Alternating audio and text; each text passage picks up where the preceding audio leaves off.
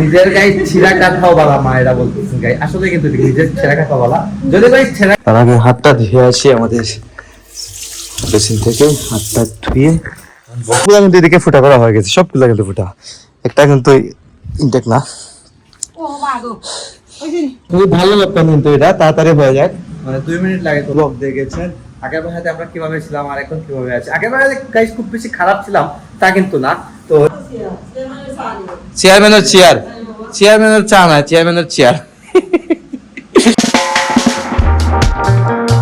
Hello guys, welcome to my new blog. কেমন আছেন আপনারা সবাই? আই হোপ আপনারা সবাই ভালো আছেন, আমি ভালো আছি গাইস। গতকালকে রাত্রে ভিডিও আপলোড করে ঘুমাতে ঘুমাতে রাত 4টা বেজে গিয়েছিল। তারপর কিন্তু আবার সকাল 7টার সময় আমার ঘুম থেকে উঠতে হয়েছে। 4, 5, 6, 7 মানে 3 ঘন্টা আমি কিন্তু ঘুমিয়েছি টোটাল রাত্রে।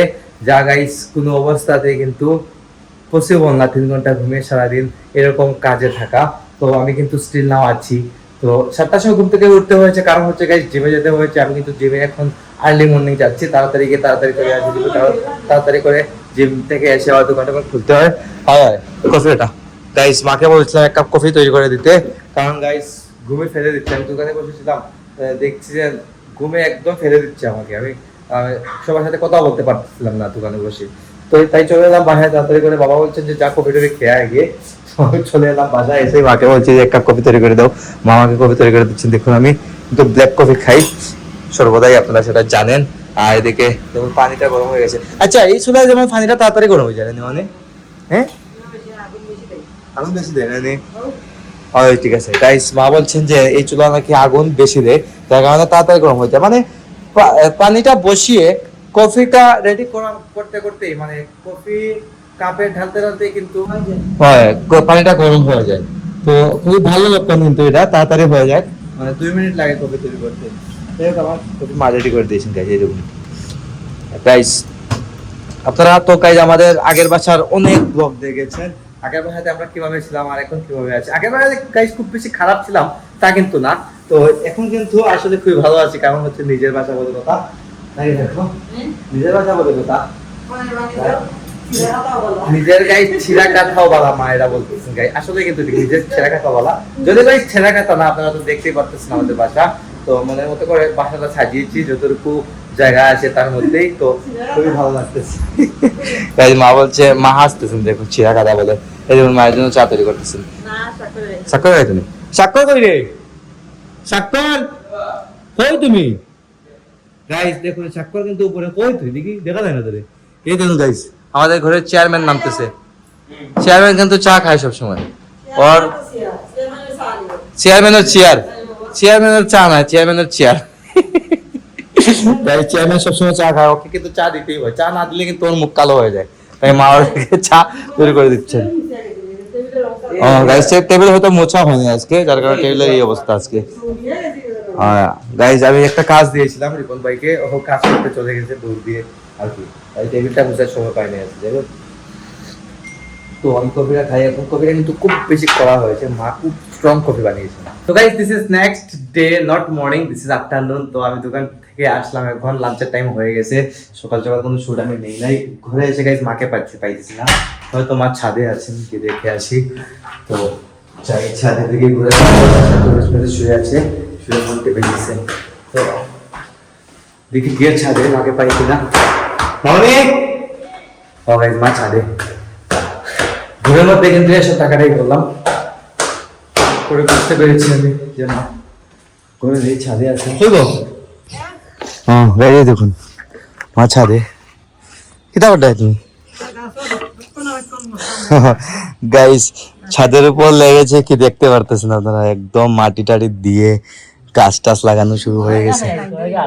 হ্যাঁ ও গাইস মা এইরকম সুন্দর করে লাইন ধরিয়েছেন গাছ দিয়ে, দেখুন। তো এগুলা কিন্তু গাইস আমাদের বাসায় যে কালার করা হয়েছিল রঙের ড্রাম, এগুলা সব ড্রাম গুলা ফুটা করা হয়ে গেছে। ফুটা করে সব ড্রামের মধ্যে কিন্তু এরকম গাছ লাগানো হচ্ছে ধীরে ধীরে। সবগুলা কিন্তু এদিকে ফুটা করা হয়ে গেছে, সবগুলা কিন্তু ফুটা, একটা কিন্তু ইনটেক না।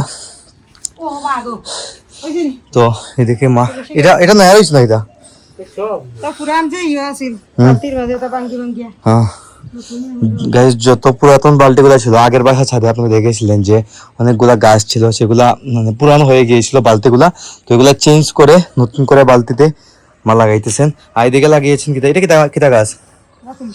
ও গাছ, এটা হচ্ছে তুলসী গাছ, সাথে সাথে এটা কিতা লাগে? হ্যাঁ গাছ, এটাকে আমাদের সিলেটের ভাষায় বন্ডুলা পাতা বলে। এই পাতাটাকে আপনাদের ভাষায় কি বলে আপনারা বলতে পারেন, আমি জানি না আসলে। তো মোটামুটি অনেক প্রকারের গাছ লাগানো হয়েছে, অনেক জাতীয় ফুল লাগানো হয়েছে।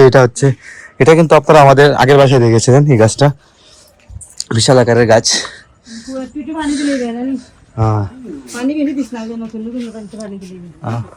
গাইজ মা বলছেন পানি টানি বেশি না দেওয়ার জন্য। লাইন ধরানো হয়ে গেছে গাইজ গাছের, সারি সারি ভাবে।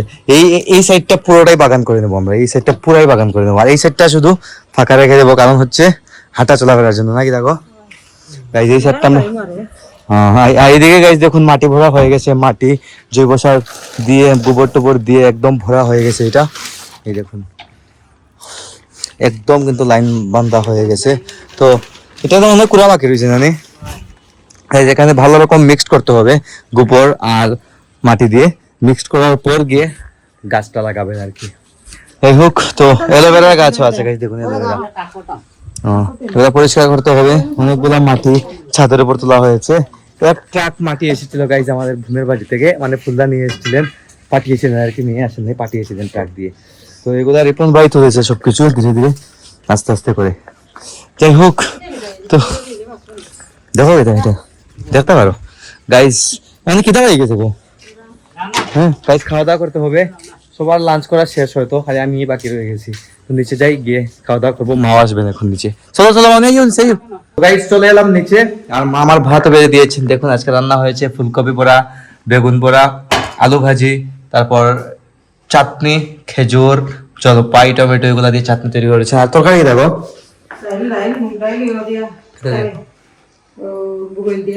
মুগ ডাল, গাইয়ার ডাল রান্না হয়েছে। খাওয়া দাওয়া করি, তার আগে হাতটা ধুয়ে আসি আমাদের বেসিন থেকে, হাতটা ধুয়ে বসে যাবো খেতে।